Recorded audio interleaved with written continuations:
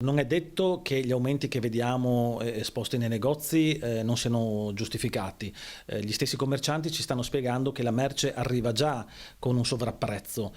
L'importante è che le nostre verifiche appurino che la fattura fatta dall'ingrosso sia giustificata con il prezzo finale. Questo noi facciamo, verifichiamo che il prezzo finale sia compatibile con il prezzo acquistato dal singolo commerciante.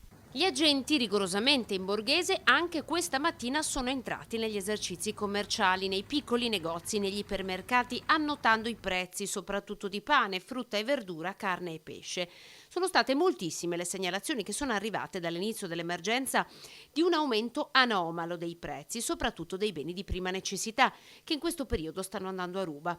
Il timore è che qualcuno in questa emergenza possa averne approfittato e così il comando di polizia locale di Treviso ha istituito un nucleo apposito. Per ora, per i primi controlli che abbiamo fatto, non si registrano episodi particolarmente importanti da segnalare, però è un lavoro che va avanti, deve andare avanti per giorni e settimane, quindi per ora, per i primi controlli che abbiamo fatto, non si registrano episodi particolarmente importanti da segnalare, però è un lavoro che va avanti, deve andare avanti per giorni e settimane, quindi se ci sono segnalazioni, l'invito per gli utenti è di chiamare la centrale e di segnalare, anche via mail eventualmente. Chi dovesse essere scoperto a ritoccare i prezzi al rialzo potrebbe incorrere in pesanti sanzioni.